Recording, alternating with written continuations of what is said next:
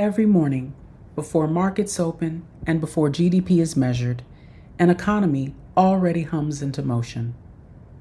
Children are dressed, meals are prepared, schedules are coordinated, elders are checked on, emotions are regulated, logistics are solved, and crises are anticipated before they erupt.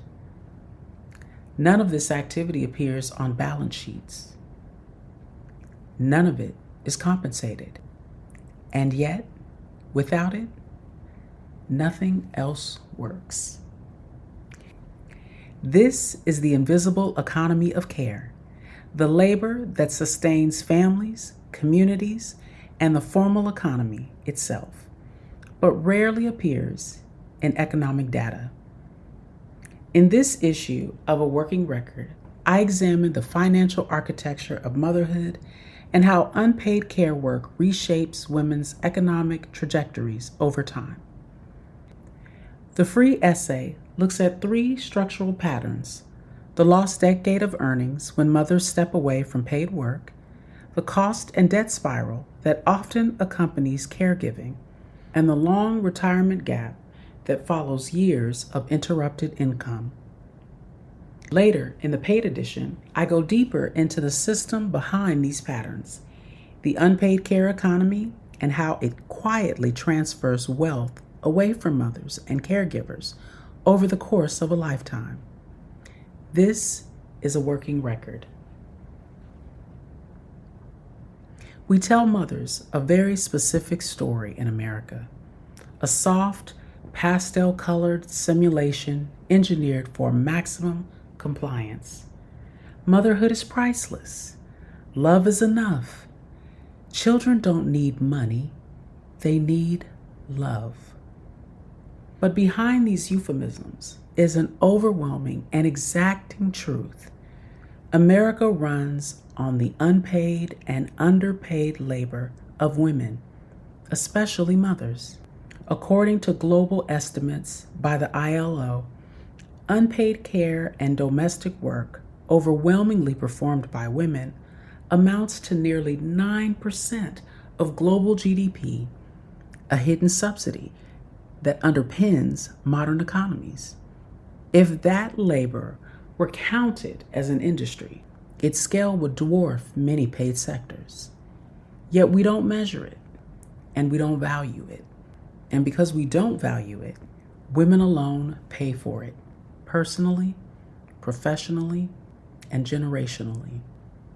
We are offered work flexibility, remote work, mom-friendly schedules, and work-life balance. But in reality, we exchange these work policies for reduced earning power, stalled career trajectories, and underfunded retirement. The economy receives the benefit. Mothers absorb the cost. Global meta-analyses find an average motherhood wage penalty of around 3.6 to 3.8% per child. But this number is driven down by countries with strong public social supports. This motherhood penalty has been documented in U.S. longitudinal data, with research finding roughly a 6 to 7% reduction in hourly wages per child. Longitudinal research also reveals a broader parental pay gap over the life cycle, where mothers' earnings remain severely below fathers' earnings decades after childbirth, even as hours worked increased later in career. This isn't a glitch in the system. It is the system. It is the subsidy that keeps the system running. Motherhood is an economic extraction.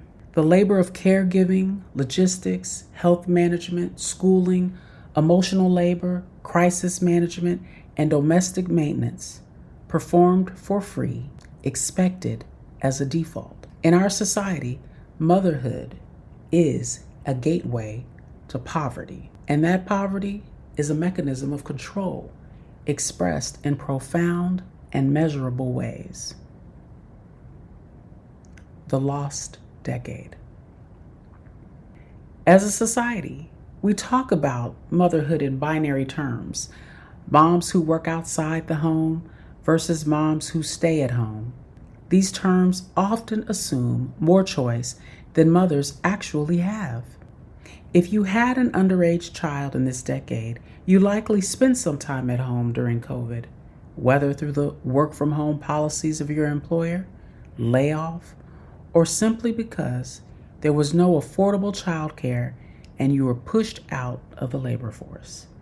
These were all system forces beyond our control, and in part, our imaginations. I had no plan to become a stay-at-home mom or a homeschooling mom, but that is what the moment required. We began homeschooling in 2016. It was also the year that my mother's cognitive decline began. The needs of my family only increased in the years that followed. When COVID hit, I felt like a hostess welcoming mothers newly thrown into the overwhelm and isolation that was my daily experience. My days were long, my problem-solving skills were acute. I was a well-oiled machine. I look back and know that these were the most productive years of my life, but only I know it. I have no 401k, 403b, HSA, FSA contribution during those years to prove it. Mothers are expected to be integral to the household and reliable wage earners in an expensive present and in an increasingly uncertain future. We are expected to absorb political shifts, pandemics, elder decline, and childcare collapse without any sign of visible disruption. Time outside the paid labor economy is treated as absence, not contribution. The financial penalties are cumulative and rarely reversible. Care work is still framed as optional, sentimental, or secondary. Yet mothers routinely accept employment below their education and earnings potential because flexibility is the only available solution to an inflexible system. The lower wage prevents immediate childcare cost, but compounds long-term losses in earnings, advancement, and retirement savings. Women performing care work are working. When care decisions are made primary and monetary decisions secondary, the financial consequences follow predictably, not because of poor judgment, but because the structure is designed that way. The cost debt spiral. When I became a mother, I felt altered. My senses were heightened, newly aware of fragility, mine, my child's, the system's. I began to see how thin the margins really were. We had just moved into a remodeled home. I had accepted a new job and returned to work 10 weeks postpartum with a breast pump in tow. My husband had been promoted.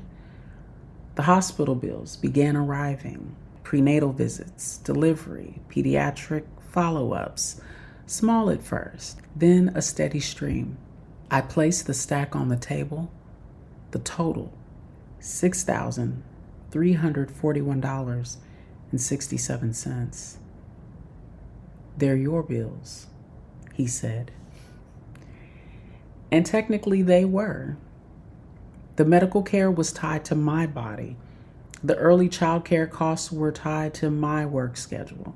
Line by line, the cost of reproduction attached themselves to me. This is not an unusual story.